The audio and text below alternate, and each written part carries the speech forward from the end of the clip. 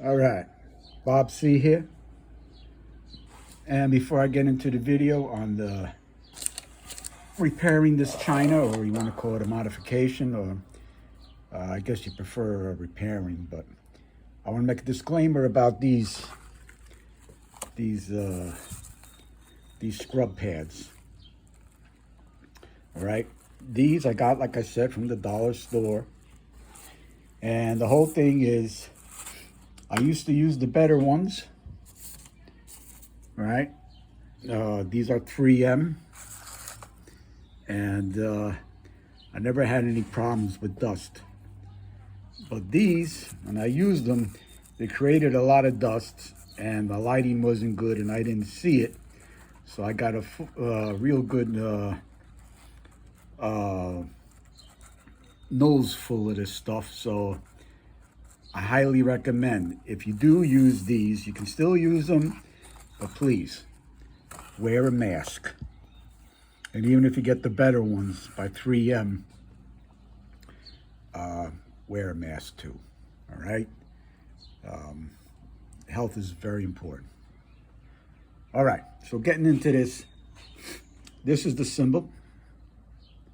All right. And you can see the crack there. Pretty rough. And you can see it extends beyond, goes back here even somewhat, and down the other end, and here. And let me get the lighting better, Ken. See how it spreads out, kind of like a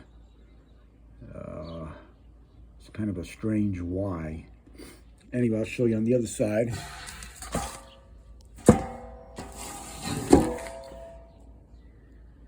Alright, here she is again. Alright, got your crazy Y, and it goes on down and does the same thing on the other side. So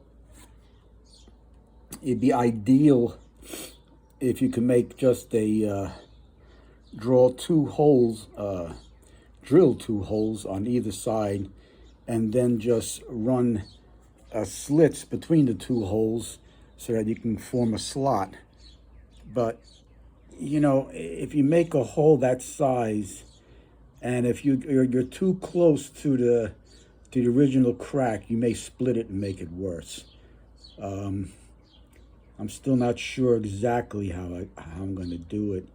The other option is, you don't have to worry about that, is you would do your cut out with your Dremel tool.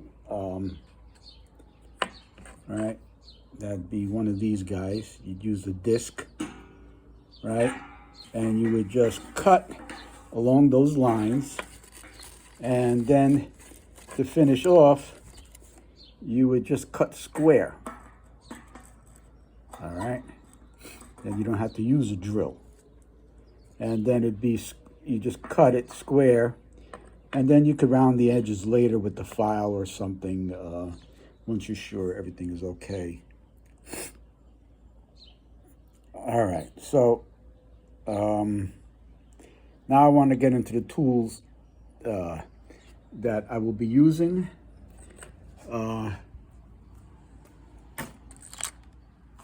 Let me get some better lighting over here.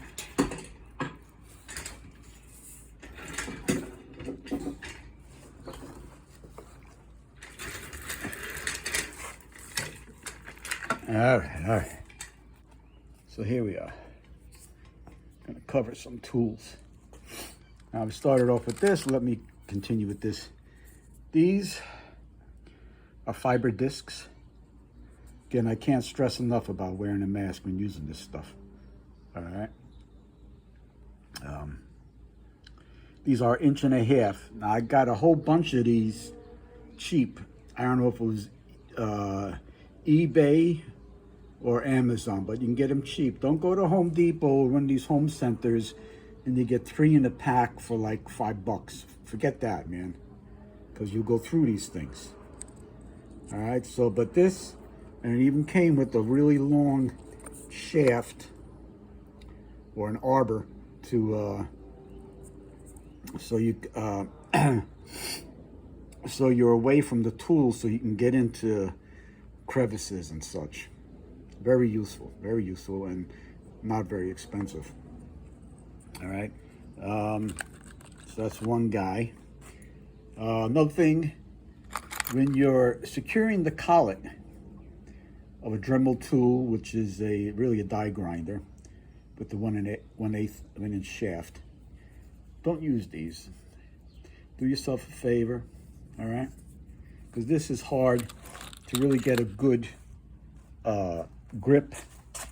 What you want to do, come over here. This is what you want to use, okay? You want to use a 3/8 regular wrench.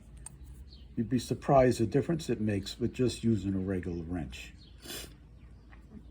I was surprised myself, really. And it's just a lot easier to maneuver. Not saying you should over tighten the collet because you'll bust it. They're not that strong. But you just want to make it good and snug. All right, other tools which are useful are these sanding drums. Right, these also, you can get a whole bunch of them cheap, eBay, Amazon, okay.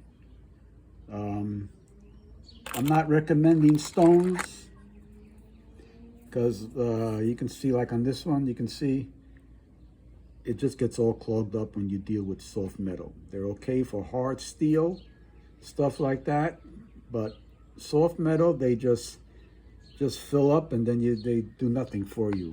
Another thing are these sanding, the little sheets of sandpaper. They're one behind the other, and they do a nice job also. So that, and for finishing up burrs and different things like that, this is that same material, that scrubbing material, and these are cheap too. And they can be helpful in different situations. So that's really all I want to cover with that. My belief is, I used to get Dremel tools, but they mess up from time to time. And then when you go for a new one, it gets a little costly. So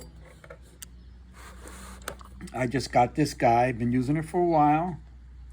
It was like 15 bucks at Walmart. And hey, if it messes up, right in the garbage, you can get another one, I got the Milwaukee cordless, but that was just because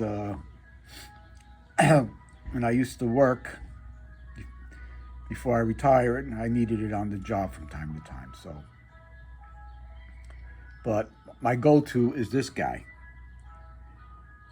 And it's been good, been reliable, and like I said, if anything goes wrong, it's only 15 bucks. No sense wasting your time trying to fix it or anything. All right, so that's my ideas and thoughts on working with this kind of stuff. And hey, catch you on the next one, and be blessed until next time. Bye.